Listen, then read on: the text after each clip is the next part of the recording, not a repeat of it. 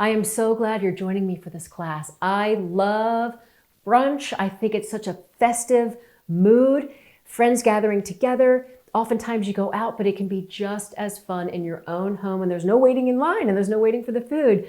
I really love it. I've always thought that kind of Sunday mid-morning energy was always uplifting. So that's why I've always thrown brunch parties. I've done it for game day. I've done it for my kids when they were little. I would throw their birthday parties late morning, early afternoon, serving brunch food. I just think it's, and it frees people up for the other parts of the day. But the menu is often very similar when you go out or when you go to brunch at someone's home. So this menu is completely unique, and that's why I love it. Looks complicated, super easy to make. First thing we're going to do is we start with a Georgian cheese bread. So I created this recipe because I was looking for something to do with quail eggs, and I discovered this dish, and now I do it with regular eggs, and that's how I'm going to show you in the class. It's store-bought pizza dough shaped into a boat filled with 3 different kinds of cheese. You've got salty feta cheese, you've got creamy ricotta cheese, stretchy mozzarella cheese, all bakes inside this bread boat that you make. And then just before the bread is finished cooking, you nestle eggs and butter on top. It's unbelievable. The cheese is gooey, the egg is running, and you eat it with your hands. Wait till you see, your friends are going to totally dig this one. And it makes 2 boats, so you can definitely feed a crowd. After that, we move on to my couscous with mayo roasted asparagus. If you make one thing out of this class, the mayo roasted asparagus is a game changer. Just adding that shellac of mayonnaise onto vegetables changes the game. It caramelizes, sweetens, it gets any kid to eat his vegetables, I promise you. And in this dish, we fold that mayo roasted asparagus with roasted lemons into couscous that's been spiked with herbs and Parmesan cheese. You can serve it warm, you can serve it room temperature, you can make it in advance and serve it chilled. It's really great for any kind of a brunch because you can make it at your own house or you can bring it to a friend's, or if you're doing that kind of a gathering. You're gonna love that one. Next, we do my banana cookies. So imagine if a marriage between banana bread and chocolate chip cookies. That's what these cookies deliver. They're puffy, they're moist, they're chewy, they are caramelized around the edges. It's everything you dream about in a cookie. There's no chilling time, ready in a flash, made with everyday pantry staples and 2 bananas. Super easy. I love this one. I always have a batch of the dough in my freezer so I can make them anytime. I can make them fresh. After the cookies, we move on to my ham and cheddar phyllo cups. So this, you can imagine, is like ham and cheese quiche baked inside crispy phyllo cups. So you can eat them with your hands, you can eat them with a fork and knife, but just imagine you've got ham, cheese, some sweet red onion baked in an egg, kind of custard with milk nestled into phyllo. It's so fun, easy. And if you haven't worked with phyllo before, this is the time to try it because it's a super easy recipe and I can walk you through the whole thing, really easy. After that, we're gonna do something really unique. It's my grilled avocados with poached eggs. So if you haven't grilled avocados before, this is also something you need to try because that slight charring adds flavor, adds some kind of a different texture to the flesh while keeping the avocado firm, which is important because now you have a firm vessel for perfectly poached eggs. And I have a way to poach those eggs that you will do them perfectly every time. And I'll show you how to do that. And then what we do is we have the grilled avocado, we sprinkle with some taco seasoning, nestle in the poached egg, top with cheese, ready to go. You stick a spoon in that poached egg, you get creamy avocado, soft egg, fabulous, and it's really kind of eye-catching. People love this one. After that, cocktail time, and I have a cocktail that you've not tried before. We're not going to do Bloody Marys, we're not going to do mimosas, we're not going to do Irish coffee, we're going to do the Cosmo Screw, which is my commingling of a cosmopolitan and a screwdriver. So you get all the best flavors of both in a refreshing, colorful, it looks like a sunrise drink. So it's perfect for brunch. So I've got so much to share with you. I'm really thankful that you're joining me. This is going to be a really good time. Thanks for joining, and let's do brunch. Georgian cheese bread is such a great addition to any brunch. It's pizza dough filled with 3 different types of cheese with egg cooked on top. It's ooey, it's gooey, it's cheesy, and it's super easy. Here's all you need. You need mozzarella cheese, feta cheese, ricotta cheese. That makes up the filling, store-bought pizza dough, eggs to go on top and to brush onto the dough, and a little bit of butter to make the top super buttery and wonderful. This is a true crowd pleaser. I can't wait to show you. Let's get started. All right, the first thing we're gonna do is grab a bowl so that we can make the cheese filling for the cheese bread. So in this bowl goes 2 cups of shredded mozzarella cheese. I prefer whole milk mozzarella, but you can certainly use part skim as long as it's shredded. You can see I'm not using a measuring cup because you kind of can't really mess up this cheese bread, but I'm gonna do eyeball 2 cups, okay? That's the shredded. Then we have ricotta cheese, 1 cup of ricotta cheese. It's about half of one of these because this is a 15-ounce container. So you see this is ultra cheesy, almost like where we are now. It's almost like a lasagna filling. However, the next thing we're gonna add is crumbled feta cheese. And what I love to do when I'm buying feta cheese is to buy the whole block like this. Certainly you can buy the pre-crumbled feta cheese that's sold right next to the blocks of feta in the grocery store. But I find the block is fresher. It's more affordable. If you do the comparison of how much you're paying per ounce, it's much more affordable to get the whole block than it is to get the crumbles. And if you have any leftover, you just wrap it up and put it in the fridge. But I'm gonna use this whole block because we need a cup of crumbles. So we're just gonna remove the plastic wrap and crumble the feta right in with the other 2 cheeses. So we've got kind of a mild ricotta, right? We've got mozzarella, which is also kind of mild, but mozzarella gives it that stretchiness, that cheese pull that we're gonna be looking for. And feta is very salty and kind of briny. So we've got 3 different flavors going on. That's why there's a reason for 3 different cheeses. There's actually gonna be a little butter on top. So this is gonna be ultra, just sinfully delicious. And it's a great party food because you eat with your hands. It's like a cheese dip baked in bread. Okay, so we're gonna crumble that in. And again, you can buy the pre-crumbles, but if you can see, I mean, it's all stuck to my hands because it's so moist. And that's what I love. I just feel like the block is fresher. All right, that is good for the filling. So let's just combine that just so it's blended.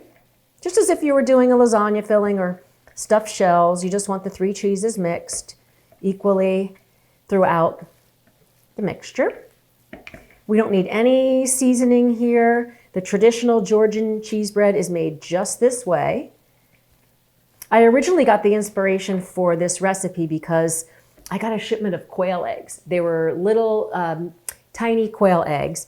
And I thought, oh, I'm gonna do something cool. I mean, Georgian cheese bread is traditionally made with regular eggs and that's the way we're gonna make it. But the inspiration, when I first came up with this idea, was to find a cool way to use those little quail eggs. So you can certainly swap those in if you find them in your store and you wanna do something unique, or you can use regular chicken eggs like I'm gonna use. So this is blended. So make sure we got all that mixed. It's gonna all melt together. All right, so let me put this aside and show you what we do to make the boat that the cheese is baked in. So I've got a parchment lined baking sheet here. I've got store-bought pizza dough. So you've got a couple options here. In my store, the store-bought pizza dough is sold, for some reason it's sold in this refrigerated section that's half sushi, half stuff to make pizza. Other stores sell it in the deli, but I love store-bought pizza dough. It's fresh, it's not frozen. That said, you can certainly use frozen pizza dough and you can even use bread dough, frozen bread dough. So we're called for a pound, so you would need 1 loaf. So here is a pound of dough. I'm gonna put it right on the parchment paper, and then I'm gonna take, you can take a knife, you can take anything, and I'm gonna halve it because we're making 2 Georgian cheese breads. So we give this slice down the middle, press each one. This does not have to be perfect. You just want to press them into a circle. You can use a rolling pin. I had this dough sitting out. My refrigerator runs pretty cold, so I pulled the dough from the refrigerator about 45 minutes ago just to make sure that it was going to be soft and easy to spread. If yours keeps springing back, then give it a second. Give it 20 minutes and come back to it because you want it to kind of spread out and not keep springing back.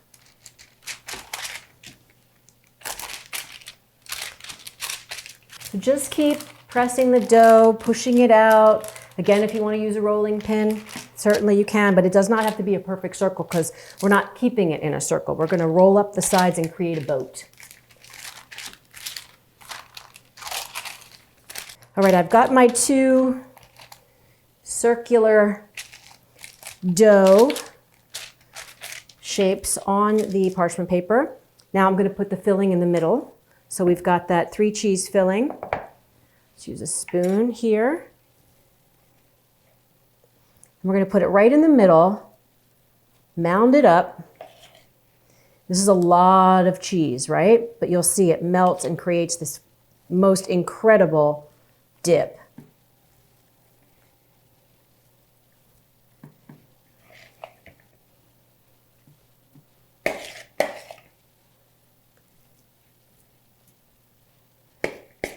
All of it in there. Divide it evenly as you can. Press it down.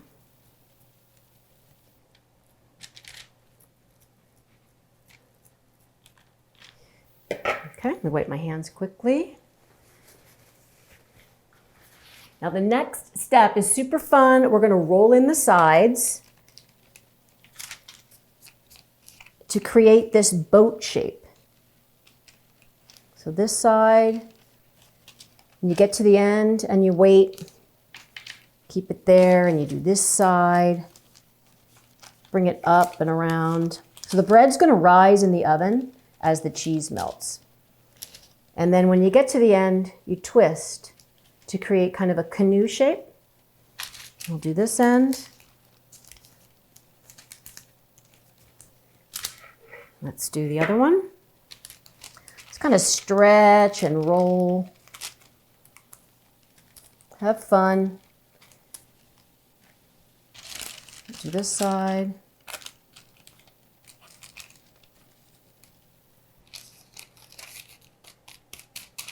That's why I love working on parchment paper, because it doesn't stick.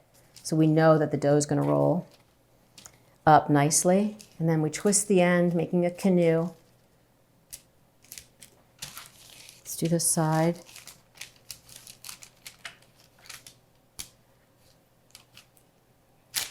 Okay, and if you need to, just press the cheese mixture down anywhere to make it fill in any gaps. I like using my hands, but you can use the back of a spoon. Same with this one. Fill in any gaps. Make it more compact. This is pretty already. But to make it prettier, we're going to brush the edges of the bread with an egg, because it makes it kind of shiny and glossy. So we'll take one of the 3 eggs that the recipe calls for.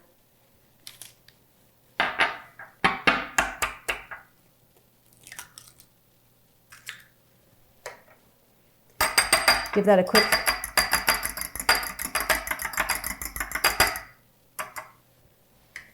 and we're going to take that egg wash and brush it just on the exposed part of the bread. This technique is done in a lot of breads, whether you're making a baguette or any other kind of baked bread. It really helps add a beautiful sheen to the bread, to the dough, as it bakes. We'll clean up the parchment paper anywhere the egg dripped. We don't have scrambled eggs on the paper. It also makes for a better presentation. If you don't have one of these little brushes, you can use your fingers. I've done that too. Just rub the egg on that way. Alrighty, so the oven is preheated to 425 degrees. We're going to get these cheese breads into the oven for about 15 minutes. We want to wait until it's just starting, the bread's just starting to get golden brown, and then wait till you see how we finish this off with eggs right on top. I'll show you that next. Look at this, the cheese melted. The bread is slightly getting golden brown, but it's not fully there yet. So let me show you how we finish it. So this is the fun part, and this is the unique part. This is what makes Georgian cheese bread, and unlike just like a cheese dip. You make an indentation in the center. When I did this with quail eggs, I did like 5 quail eggs, but the traditional recipe is 1 egg per bread. So you make an indentation, nothing fancy. You crack an egg directly into the indentation that you just made. It's okay if it starts to drip out. This is all part of the rustic part of this dish. Another egg. Yay. If a yolk breaks, don't sweat it. It's still going to look gorgeous. Okay, one more thing. 2 tablespoons of butter. 1 tablespoon per bread. And we put the little cubes, we're going to get this into little diced pieces. And use cold butter if you want to get a nice even cut. Make sure your butter is cold. 1 tablespoon per bread. We just sprinkle that on top, some in the egg, some alongside. I told you this is a rich dish. You can go for a long walk the day after you have this Georgian cheese bread. But enjoy it while you have it. Okay, let's do the tablespoon on the other bread. And I kept the oven at 425 degrees because we're going to put these back in the oven, let the bread finish cooking, the pizza dough actually, but let the bread finish cooking, and we want the whites to cook, but the yolks can be runny. And the whole point is if some people want to dip the bread as you pull it, rip it, dip it in the cheese and get some of that yolk, it creates kind of like this wonderful dip and, yolky sauce. So it's ready to go back in the oven. It looks pretty right now. Ready to go back in the oven. I think it'll take about 5 to 7 minutes, but I'm going to check it at 5 because we don't want to overcook the egg. We just want the whites cooked. Okay, I'll show you what it looks like when it comes back.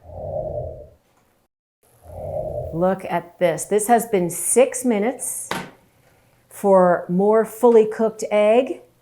Leave it in for another minute. Isn't this gorgeous? It's beautiful. The bread is now fully cooked. The cheese has gotten golden brown on top and kind of melted onto the cutting board, onto the baking sheet. The white is cooked. The white is cooked. The yolk is still runny. But again, you can cook this, as long as you want. I know this is going to be super hot, but I want you to see. So I'm going to use a pizza slicer, pizza wheel, so I can show you this. But when you're serving this, give it a couple minutes to cool down so people don't go diving right in. You know what hot cheese is like. It's hot, it sticks to your fingers, and it burns. But I want you to see what this looks like. We've got the ricotta cheese, the feta cheese, the mozzarella cheese. It's hot, it's gooey. Look at that. Super hot. You can dip it into the yolk. Get a little, there's the butter. See the butter there? The pool of butter. Let's get a little yolk here. There we go. That is the money shot right there. Look at this. Cheesy bread, runny eggs, all together in one fantastic bite. This Georgian cheese bread is the ultimate showstopper. It's such a great addition to any brunch menu. So I love it. I think you're going to love it. I really hope you try it.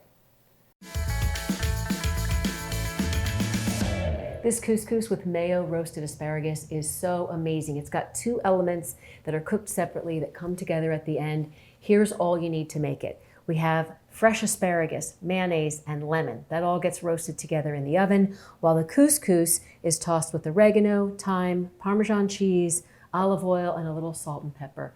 When you put the 2 together, you have the vegetables and the lemon that have been roasted in the oven with this vibrant, lovely couscous mixture. Comes together, it's fresh, it's fabulous, and it's perfect for brunch. I'll show you how to make it. This is such a great addition to any brunch menu. It's colorful, it's flavorful, and it's super unique. It's not something you normally see on a brunch menu, which I love. Shake it up a little bit. So I'm gonna show you how you create this incredible dish. First, we have the oven preheated to 400 degrees because we are going to make that mayo roasted asparagus that I promised you. So I've got a bunch of fresh asparagus that I've already rinsed under cold water. I cut off the woody ends. I'm actually going to turn it this way so I can spread them out in a single layer. So get a big baking sheet and line it if you want with parchment paper or aluminum foil to make for easy cleanup. We're spreading them out. Now here is, if you've never brushed your vegetables with mayonnaise, now is the time. It is unbelievable because mayonnaise caramelizes on the vegetable. It adds a subtle sweetness, a little tang. Every time I've done this, people are like, oh my gosh, what did you do to the asparagus? I'm like, really simple, mayonnaise, salt and pepper. So I'm gonna brush the mayonnaise on. Recipe calls for about 2 tablespoons. I'm just gonna go right from the jar. You can use your favorite mayonnaise variety. So that means it can be regular, it can be olive oil based, it can be avocado based, which this one is, avocado oil based. It can be plant-based, so vegan. There's a lot of different varieties of mayonnaise out there. So if you have one that you love, that means it's gonna be great in this dish because you're gonna get the flavor that you love and it will still serve the same purpose of caramelizing on top of the asparagus. Total game changer. First time I ever did this, it was like my boys were having a sleepover, so they were little, and I was like, I'm just gonna try this whole mayonnaise thing. What is the deal with like coating your vegetables with mayonnaise? So I did this. I served it, probably did a big thing of pasta or something to serve like a hungry crowd of boys, and the asparagus was completely devoured, and like 3 of the moms wrote me the next day and said, what did you do with that asparagus? My kid doesn't eat vegetables. He wants me to make that asparagus. So I know that it works. I know that this is you can turn a finicky eater into a vegetable eater with this one simple step. So now we've got that coated. We're going to season with salt and pepper.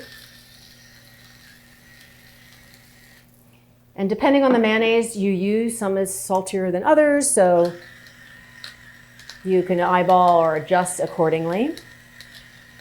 Okay, not ready for the oven yet because we're gonna get some lemon on this baking sheet. So I've got a whole lemon here. I'm going to cut into wedges, 8 wedges. I'm just gonna arrange the lemons alongside the asparagus. Why are we roasting the lemons?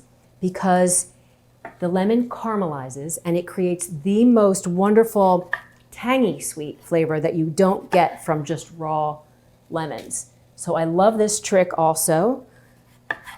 We're gonna use a couple, my mouth's watering just from the aroma of this lemon.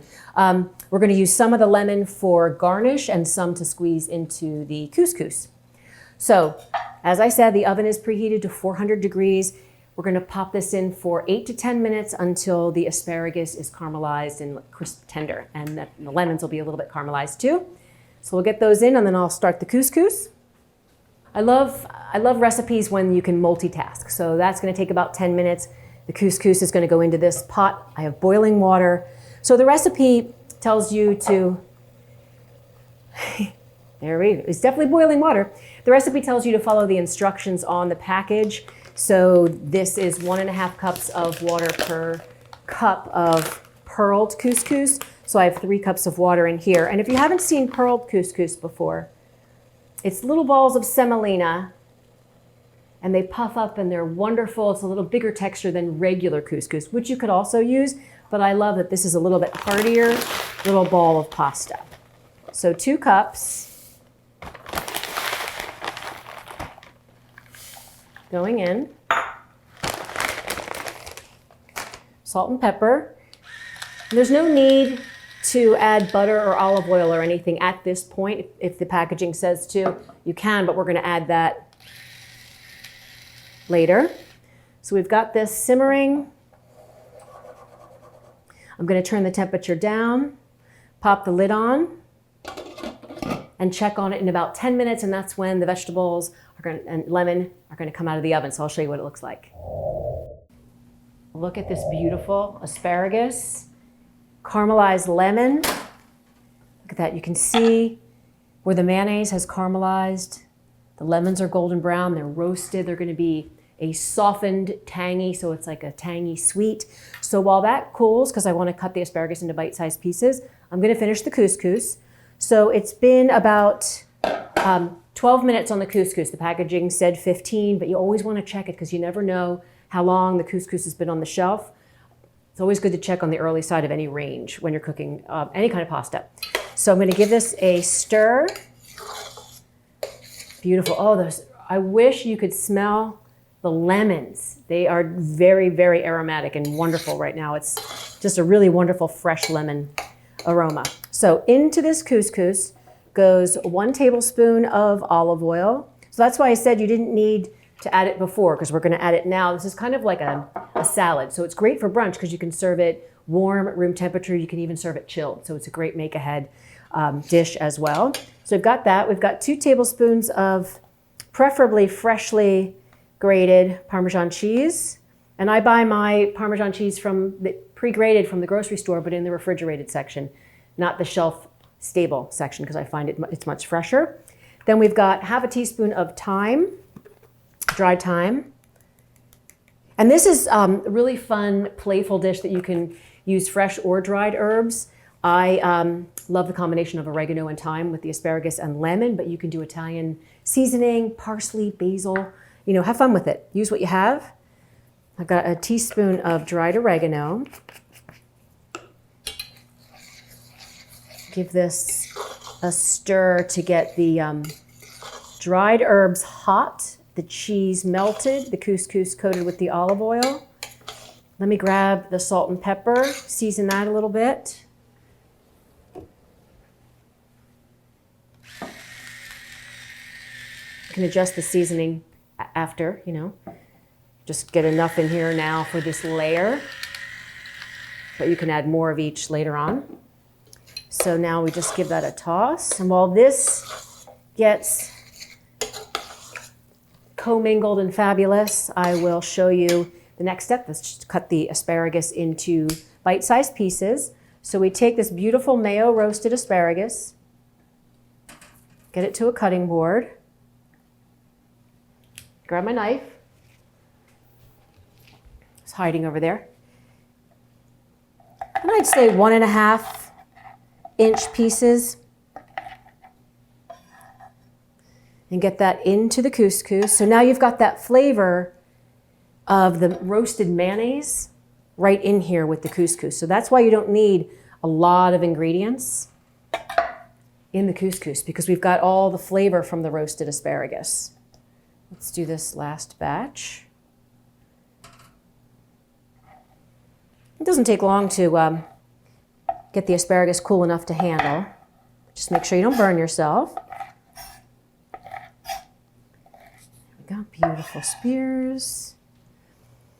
If you're wondering if this works with any other vegetables, absolutely. Works with broccoli, zucchini, yellow squash. There we go. So you can make it year-round.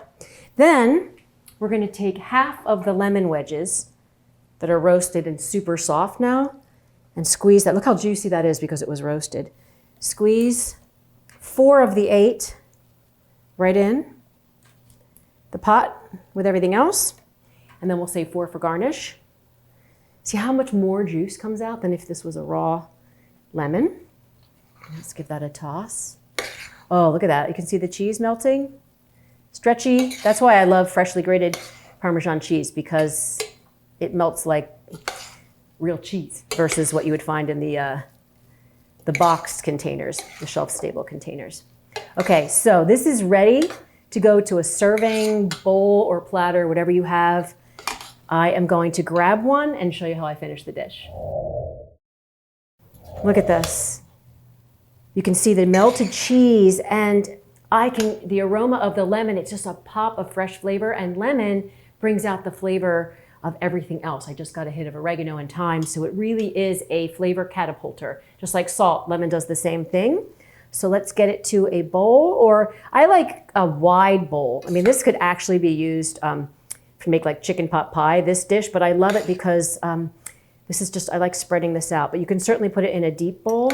I just like seeing all the little pieces of asparagus. Look at this. Oh, that's so pretty. There. Beautiful. Fresh, seasonal, unique for brunch. And brunch could be, you know, a potluck, a bridal shower, a baby shower, game day. I think brunch is always welcome. Get every bit in there. Okay. And then remember we saved 4 roasted lemon wedges. And I like to just kind of nestle them in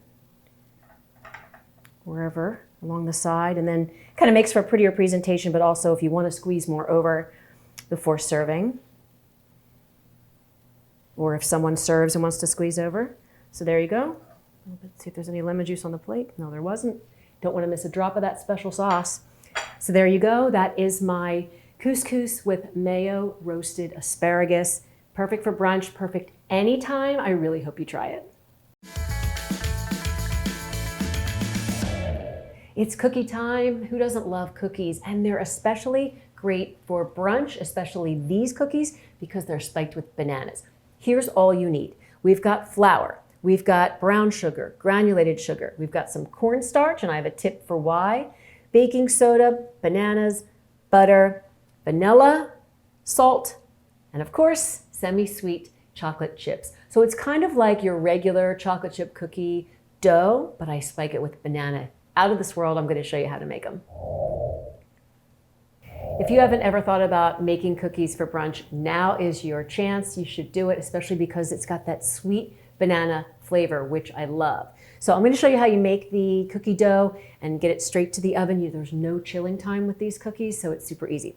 So first thing we're going to do is combine the dry ingredients, and I've got a bowl for that. I've got 2 cups of all-purpose flour, just regular all-purpose flour. I usually try to buy unbleached organic flour, but you can buy your favorite or use your favorite. You can also use gluten-free flour for those of you that are wondering about that. Then I've got a tablespoon of cornstarch. Does that sound weird? Not weird. We have bananas in these cookies, which is going to make them soft, so we add cornstarch to prevent them from spreading out on the baking sheet. You don't want to have one big cookie. You want to have all your individual cookies. So we've got a tablespoon of cornstarch. Then we have a half a teaspoon of baking soda, and that is to help with the rise. So we're going to use baking soda. We've got a little bit of salt.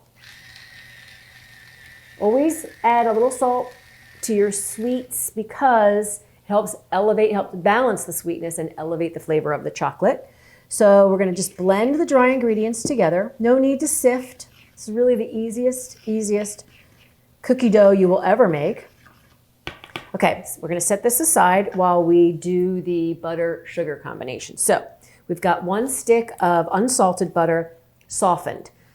You want to soften it. So normally when I make cookies, I like to pull the butter out about 2 hours before I'm going to make the cookie dough to make sure it's nice and soft. If you forget, not a problem. Pop it in the microwave for about 7 seconds. Just be careful that you don't melt the butter. You just want it soft. Why? Because soft, room temperature ingredients blend better. And softened butter, when you beat it with the brown sugar and the granulated sugar, the sugar creates air pockets in the softened butter, which gives you a fluffier, puffier cookie. So that's why they always say to beat your butter and sugar together until they're light and fluffy. The sugar creates the air pockets in the butter. Now you have a nice fluffy cookie. So we've got a cup of packed light brown sugar, a 1/4 cup of granulated sugar. And normally in a cookie recipe, you would have much more granulated, at least 1/2 to 3/4 of a cup of granulated sugar. But because we're using bananas, we get that sweetness from the banana, so we don't need more sugar. So I'm going to give this a beat, and we're going to get it light and fluffy. So it goes from like granular to light and fluffy. And you'll see how it gets there.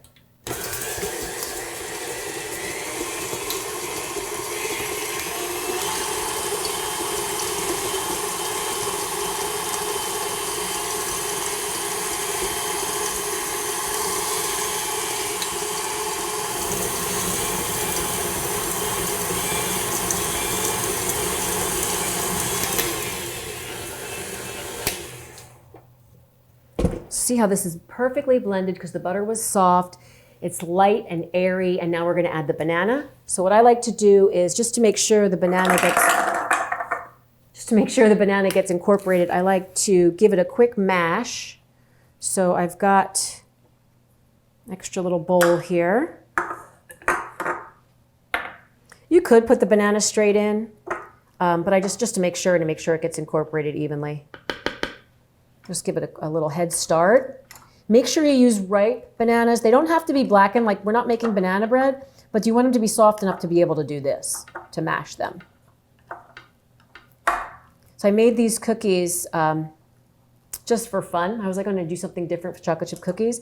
And when I have excess of things, as you may or may not know, I've said it before, I bring everything to my son in college. I drive it down to his college and he shares it with his roommates. And the night, so I drove down that night I got a text from him that said, banana cookies much appreciated and much loved. So they're very good. I got the vote of approval from a household full of college kids. That's pretty good because he doesn't always write and say that things are good. So I knew it was especially good. So we're going to get the second banana in here with its little Head Start mash.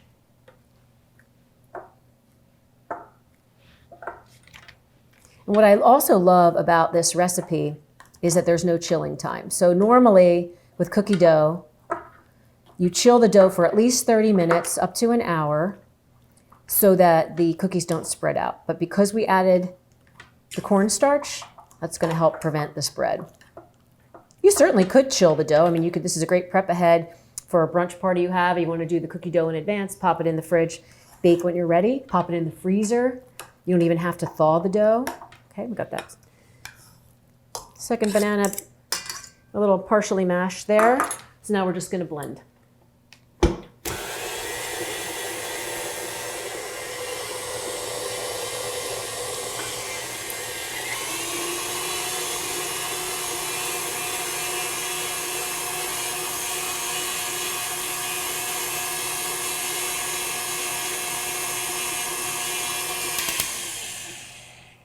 Creamy, smooth, perfectly blended. Have you noticed what's missing here that I didn't add? Egg. Eggs are usually in chocolate chip cookies, but because we have the banana, it helps give the cookies some structure. You don't need to add eggs. So this is a great, if you have somebody who can't have eggs, for example, this is a great cookie. So I'm going to add about a teaspoon of vanilla, pure vanilla extract, preferably, and not the imitation flavored, just for that better flavor. Just going to make sure that's blended.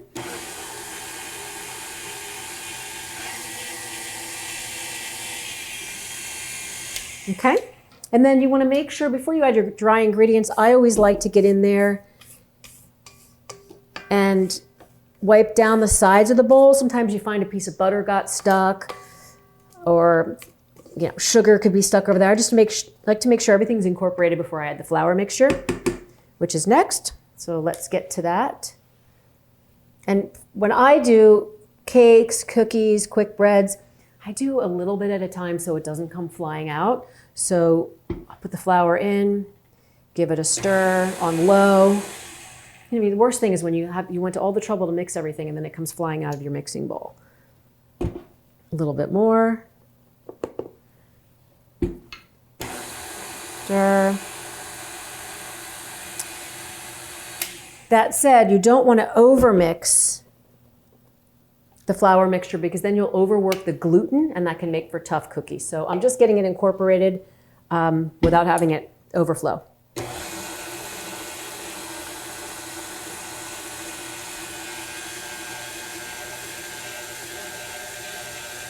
Okay, the flour is just incorporated. I'm not over mixing. We are ready for the chocolate chips. Just until they're incorporated.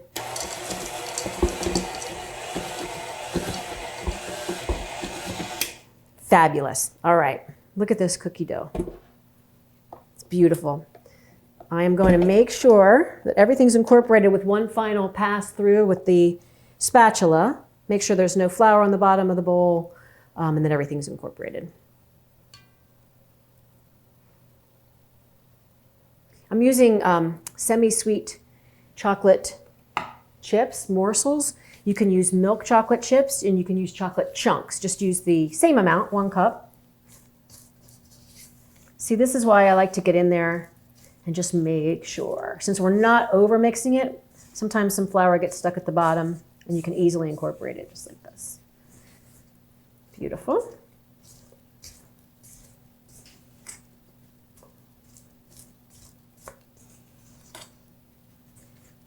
Okay.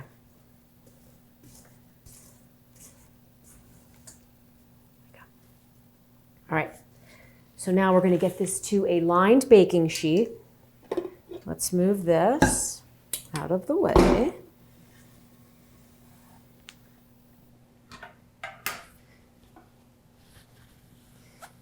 I don't want to have any cookie dough on the bottom of my baking sheet that's then going to burn in the oven.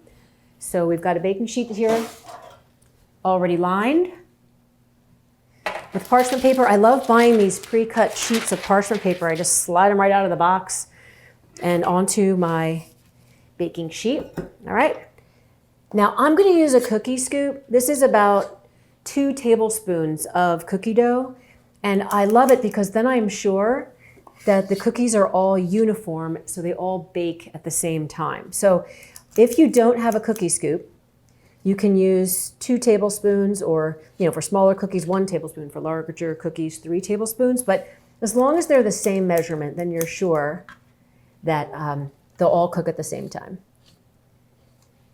So we're going to spread these out.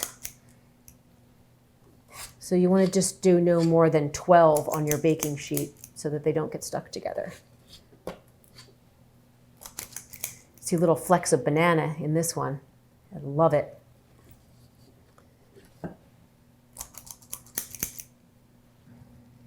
So we've got 12 perfectly portioned cookies.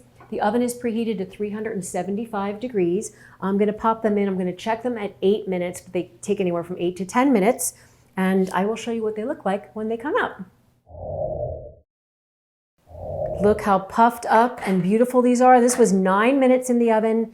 They're golden around the edges, puffed up. They look doughy, but they are fully cooked and they kind of settle as they cool. And look at the pieces, the little flecks of banana that you can see. That's why I love these cookies for brunch, because with the banana, it kind of gives you that kind of breakfast lunch feel. So this is one of my favorite. As I told you, it's one of my son's favorites now. So it's definitely going to be part of my regular repertoire. So I hope you try them, add them to your brunch menu, bring them to the next potluck. Everyone's going to love them. These ham and cheddar phyllo cups are so fun. It's kind of like a ham and cheese omelet baked in crisp phyllo dough. So easy to make. Here's all you need. You need store-bought phyllo dough, which is sold in the frozen food section, ham, which can be this kind of ham or deli ham, red onion, eggs, cheddar cheese, salt and pepper, milk, and some cooking spray that you spray between the layers of phyllo. Really easy, really fun, and perfect for brunch. I'm going to show you how to make it. These ham and cheddar phyllo cups are really easy to make, and if you've not worked with phyllo dough before, now's your chance. If you've been afraid to, I'm going to show you how to not be afraid. It's super easy to work with. You just grab a box from the frozen food section and thaw it overnight in your refrigerator. That's important because you can't thaw phyllo dough quickly because the pieces will the little very thin sheets will stick together if you try to thaw it on your counter. So this was thawed in the refrigerator overnight.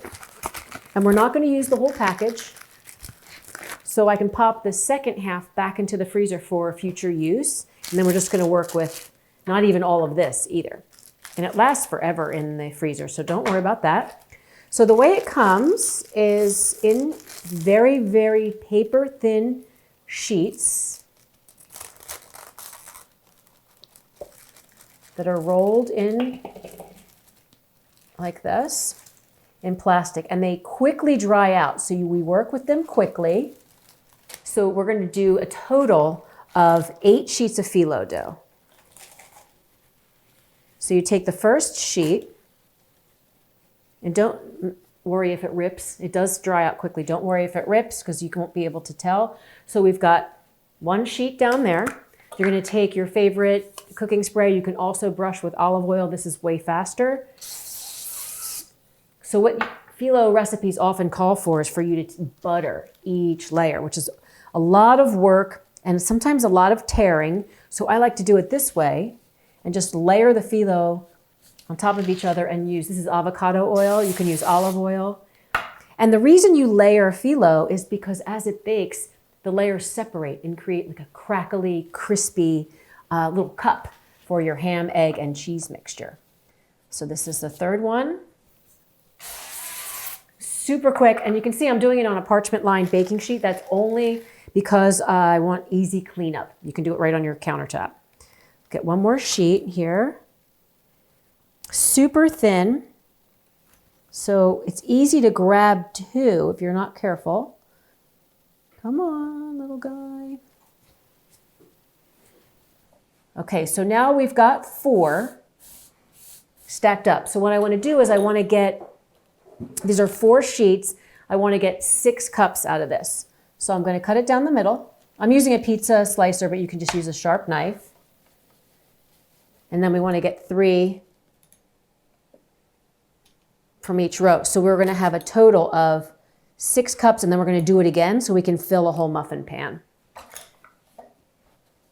Okay, so let me show you how you do this. You take these 4 stacked sheets, you press them in the bottom and into the sides of a 12-cup muffin pan that does not need to be sprayed. These will not stick. Okay. Easy breezy. Okay, we're going to do the same thing so we can fill these other 6 cups.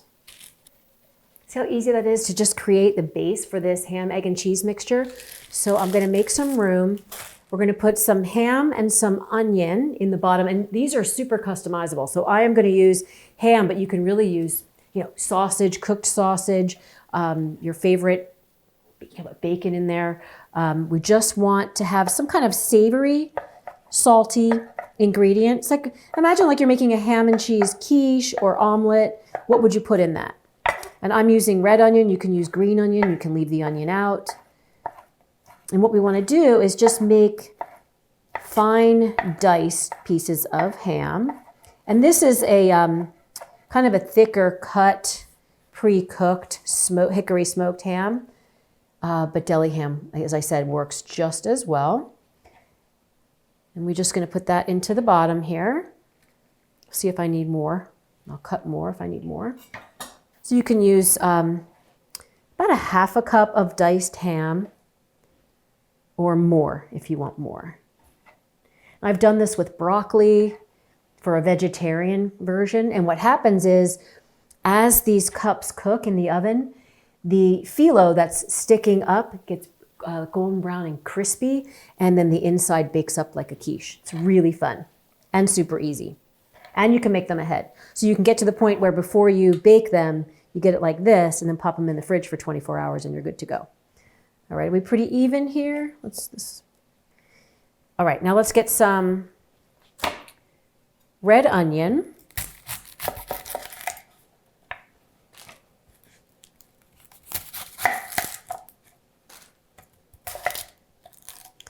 And again, this does not have to be any fancy kind of cut, just a fine dice.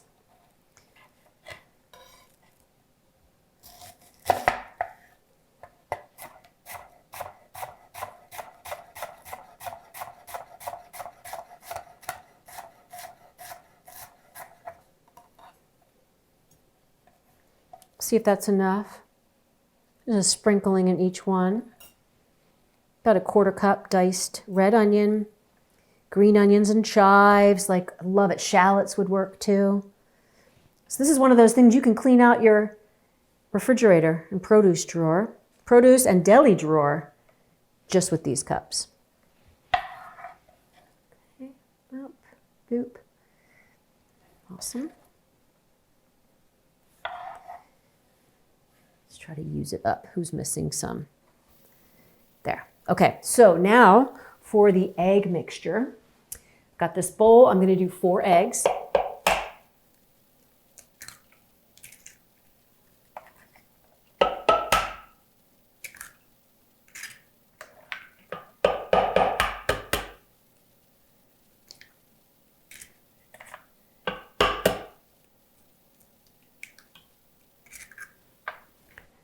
Okay, about 4 tablespoons or a 1/4 cup of milk. I like whole milk.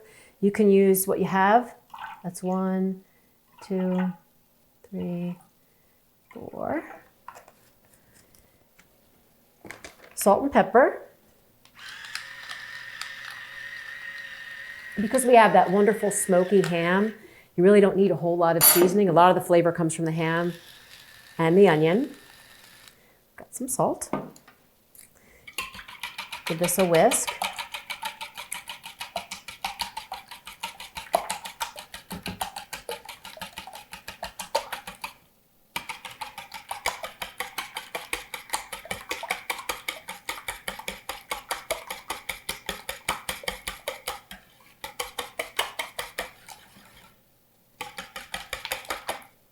So you can spoon this egg mixture into the cups, but what I like to do, I'm going to grab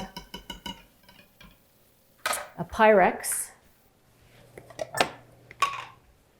You can also make the egg mixture in the Pyrex, but I like to do this to make it easier and less messy. Okay, so then you just pour this egg mixture, an equal amount, into each cup.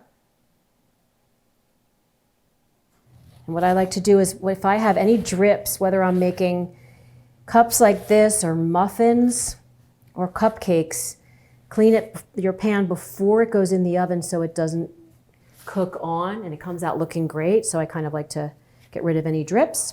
So now we're going to add some cheddar cheese, and I prefer sharp cheddar cheese. I think it has a lot more flavor than the mild, but you can really use whatever cheese you want. You could throw Swiss in here, which would be really classic, Swiss or Gruyere, to make it more like a quiche.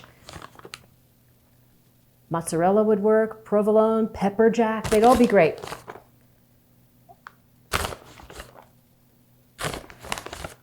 And we're doing about a tablespoon per cup. All cheesed up and even. I'm always going back and adding a little bit more. More cheese is always more fun.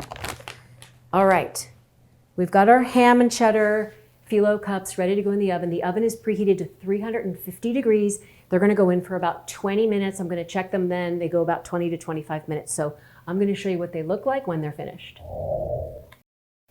Look at these ham and cheddar phyllo cups. And when I put them in the oven, they didn't look very full, right? But the egg inflates and rises as it bakes. Look at these. You can see the red onion, little bits of ham, the cheddar cheese melted, just perfect. So imagine like ham and cheese quiche in a crisp phyllo shell. Just perfection. Amazing for brunch.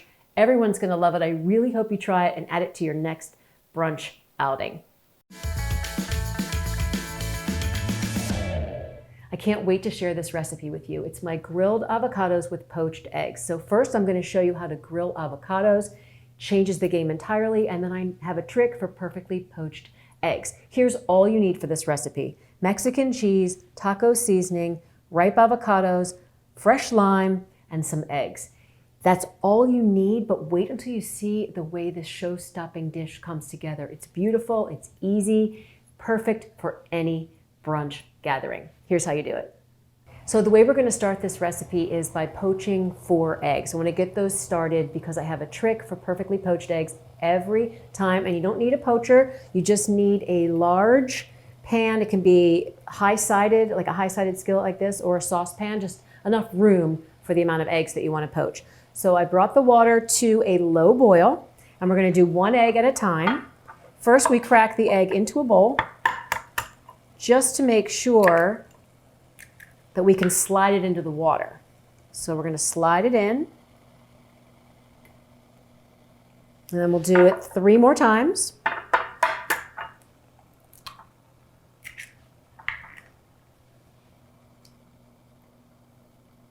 We'll work quickly. So, because the first one got a head start. Okay, the 4th one is in there, so we're gonna set a timer for 2 minutes. And then after 2 minutes, we're gonna take the pan off the heat, and then we just let the egg sit in the hot water for 8 minutes. So while that's happening, I'm going to show you how you do the avocados. Okay, so I've got 2 ripe avocados, and the way that you can tell an avocado is ripe is when you press, it should yield to your gentle pressure. So for this recipe, we don't want it too soft. We want it to hold its shape while we grill. So these are perfect. And if you have avocados that are not ripe yet, put them in a paper bag with an apple or a banana and roll it up, and they'll ripen faster because the ethylene gas that the fruit gives off helps speed ripening of whatever else is in the bag. You can also put all your avocados in a bag too, and they'll help each other ripen. So we're going to slice around, and then you have your perfectly ripe avocado. And if you've ever seen some chefs like to hit the knife to the pit and turn it, I don't like to do that in my hand. I like to put it on the cutting board just in case it slips. give it a twist, and then you get that pit right out. Get rid of that. We'll do the second avocado.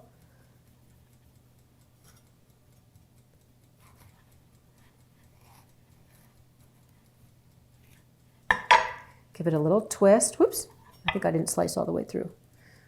Over here. Okay.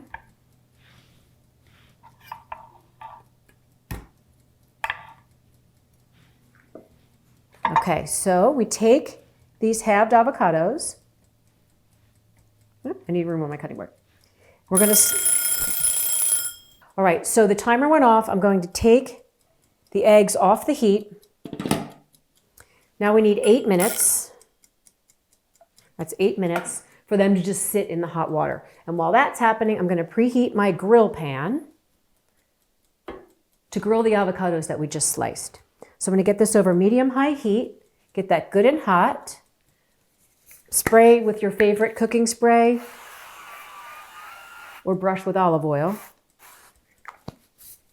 While that's heating, I'll show you how we finish prepping these avocados. So I've got a ripe lime, but I'm going to just try to get the juices flowing a little bit by rolling it on the cutting board to kind of break up the fibers in the lime so that more juice comes out.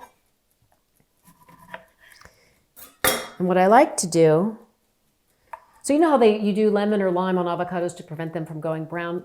I also love to add flavor. So you can squeeze the lime over or you can rub it on the flesh. Both work. And what you have with these avocados is you have a perfect place for a poached egg. So I invented this recipe just because, well, for fun mostly, but I kind of was thinking like breakfast foods, like breakfast nachos, but what would be different instead of having eggs and chips and avocado. And I kind of came up with, oh my gosh, what would it be like to grill an avocado, nestle an egg inside, and then put whatever toppings you want. I mean, you can put beans. I'm going to do cheese and taco seasoning, but really you can do all kinds of different things with your avocado. Alrighty. So when this gets hot, it's getting there, I'll show you how we're going to grill the avocados. So we've got a few minutes left on the poached eggs. My stovetop grill pan is hot, so I'm going to get the avocados right on there. Hear that little sizzle? So what we're going for is just kind of grill marks, but also grill flavor. So if you have a well-seasoned pan or even an outdoor grill, you know it adds great flavor. Chars the flesh a little bit, adding, you know, just another dimension to this dish. Let's check. We've got grilled, look at that, indentations, the charring. Beautiful flavor, really pretty color.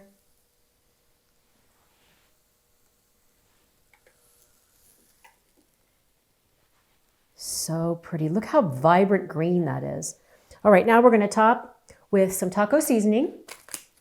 You can use fajita seasoning, taco seasoning. I love it. It's kind of a blend of garlic, onion, paprika, chili powder. Brands vary, but that's the gist of it. And this gives it that whole kind of Tex-Mex flair. Also, it's fun to, you know, makes for a pretty decoration. So we've got that. Little seasoning, and you can have more on the side. Now let's get to those poached eggs. Perfectly poached, 2 minutes in simmering water. Oops, come here, slippery. 8 minutes with the water turned off. There's that one. And you know, you can cook them longer for fully cooked, but poached should mean a soft middle. Go. Try to not get. So I'm going to drain away. If you have a slotted spoon, you can use it, but you can just drain away the liquid. This is a pretty one. This is a really pretty one. There. One more. This is for someone who likes it a little bit more. This was the first egg that went in. A little more cooked.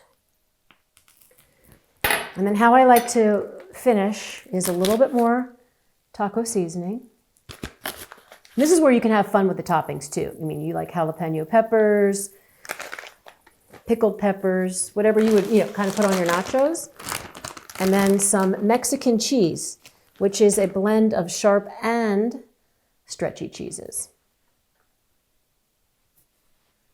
And you can use your favorite, or you can use a crumbled Mexican cheese like queso fresco would be great. Cotija would be fun.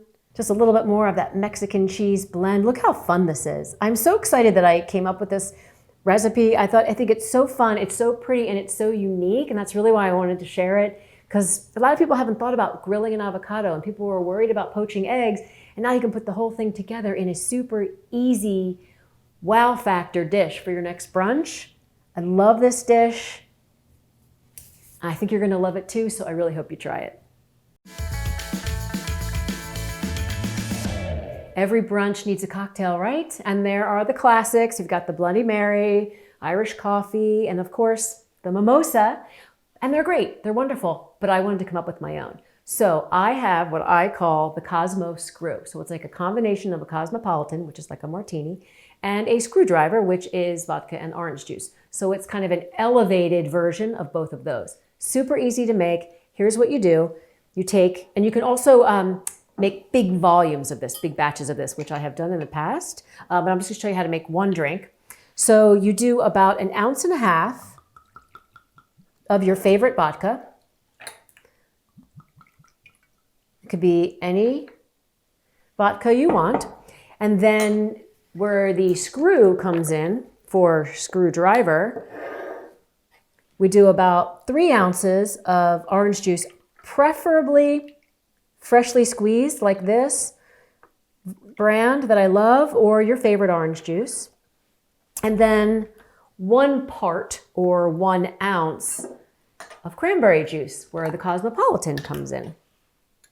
So some would say, isn't this kind of like a Madras? Well, a Madras isn't that how pretty that is? A Madras is more like equal parts orange juice and cranberry juice, or mostly cranberry, like it's different. This I love, because it looks like a sunrise or a sunset, but sunrise since it's brunch. And what I love to do to jazz it up is take fresh orange peel, wash the orange first. And if you see, they do this in cocktail bars quite often. They have the peel and they twist it before they make your drink, because that releases all those amazing citrus oils when you twist the peel, just adding more flavor and like a deeper orange note to your cocktail. And then, of course, what you would find in the Cosmo, fresh lime, give that a squeeze, nestle that in there. The Cosmo Screw, or when I was trying to name this, I asked my sons, and Luke called it the Screwsmopolitan, which is equally cute. So there you go. It's beautiful. It's delicious. Let's do brunch.